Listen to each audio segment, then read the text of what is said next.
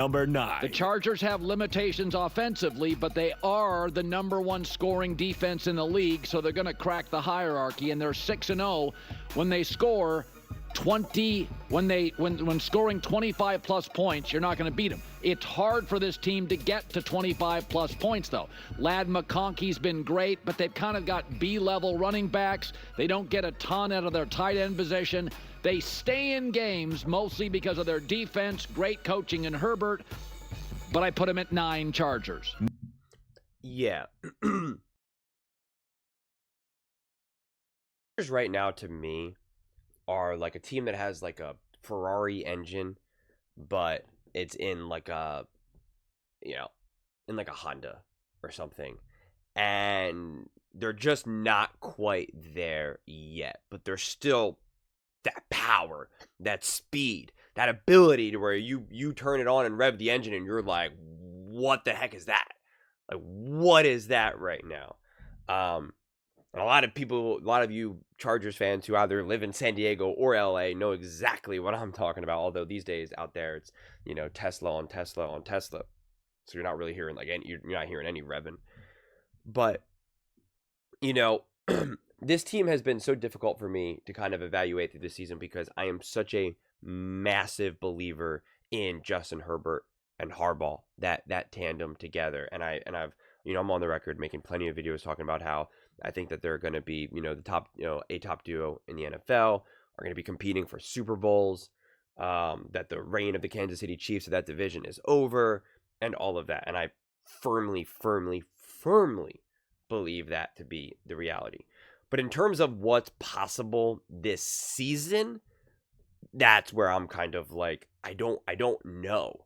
Because it's just like they can't stay healthy at key positions. They have their offense is already limited, and right, they're having their run game go down, wide receivers go down. Like it's so hard, and I don't know what that means for them in the playoffs, because that's all the lines that I'm looking at this point now. Because who cares about the regular season? No longer matters. Like it just doesn't matter. We're at that point where it's kind of like, yeah, whatever. And so that's why I'm kind of like, okay, what does this team look like against the Bills? What does this team look like against the Chiefs? We know what they look like against the Broncos, but what about the Steelers? Like, I'm very confident that they should beat the Texans. The way how the Steelers are playing and constructed, and unless they get some of their weapons back, I see the Chargers. But again, in terms of competing with the Chiefs and the Bills, it's like, I don't know. And I think that Chiefs game, and this is also where I kind of have a little bit of PTSD from that Chiefs game in terms of figuring out who the Chargers are. I did not like what I saw offensively. I mean, it's just, like they could not do what they wanted. They definitely picked up some steam in the second half, but it wasn't enough. And so then my question mark is well, is there a way? Is there another gear? Is there something that they'll be able to do or unlock in the playoffs? If they can, well then yeah, I really trust. Like, I'm okay with the Buccaneers game, because that's kind of like, those games kind of happen. But I also understand the concern where it's like, well, look what they led up against the Bucs. My God. And then when you see the Bucs play the Cowboys, you're like, well, the Cowboys were able to make do. Why weren't the Chargers?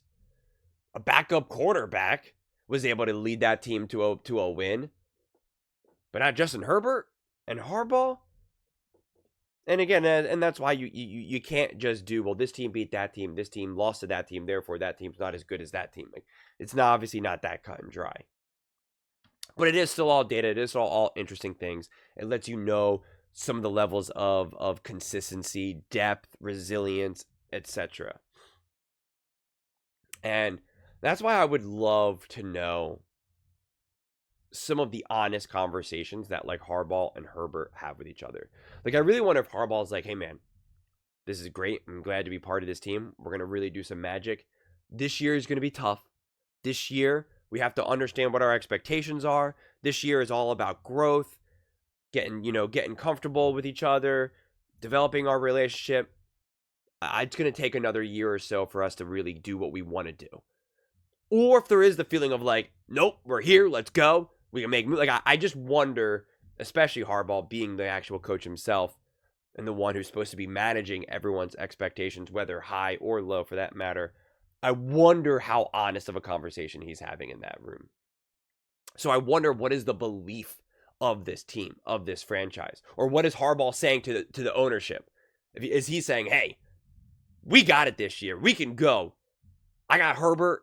I believe in my ability to coach. We got this. Let's do it. Like, I would love, it's such a frustrating thing about sports is that we never really get the honest answers. You always have to kind of read between the lines to see, like, what are they saying? What do you think they believe?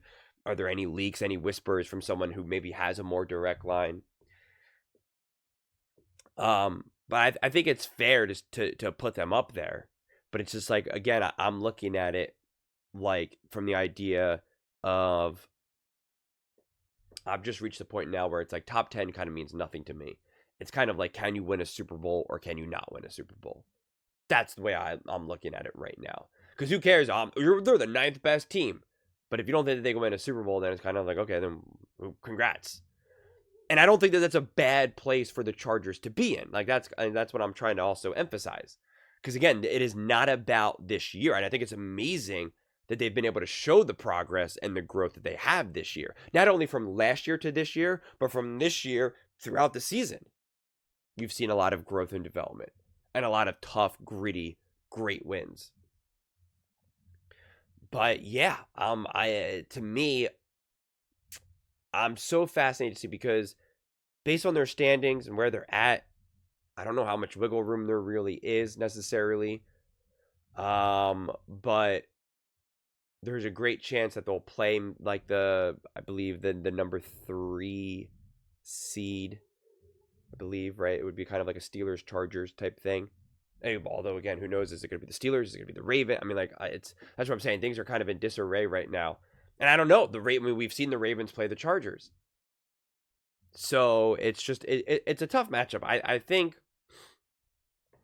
they could prove to be the top 3 team in the NFC, in the AFC.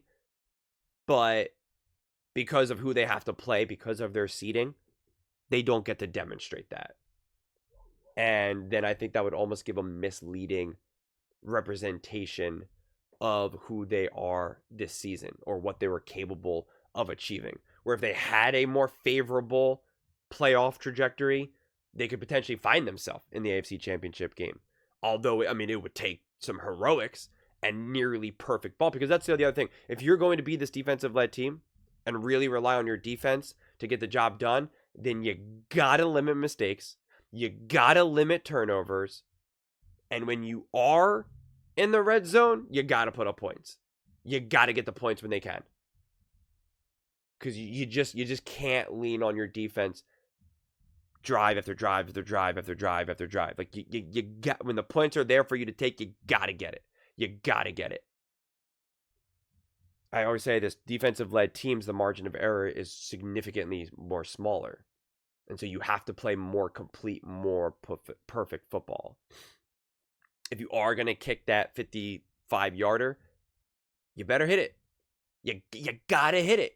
If that's what you're doing, you got to get those 3 points. You got to do it. So, yeah, there's some suspicion, and I don't necessarily believe this, that there is kind of another switch, or that what Harbaugh is going to do in the playoffs. I think that this is just the best what they've been able to do. So they're just like a really, really good, solid team. They're not great. They're not elite. They have some greatness, some eliteness with Harbaugh and Herbert especially. They have a top defense, but they need a little bit more to be able to really bring this home, to really be able to bully and really impose their will. I don't think they've been able to necessarily impose their will onto teams. They've been able to endure and lean on teams, but not impose their will, which is very similar to the Kansas City Chiefs. But the Chiefs do have that just little bit more, especially offensively. And that's the difference between being a 1-loss team and a 9-6 team. Like, that's what I'm saying. It's so tiny. It's so tiny.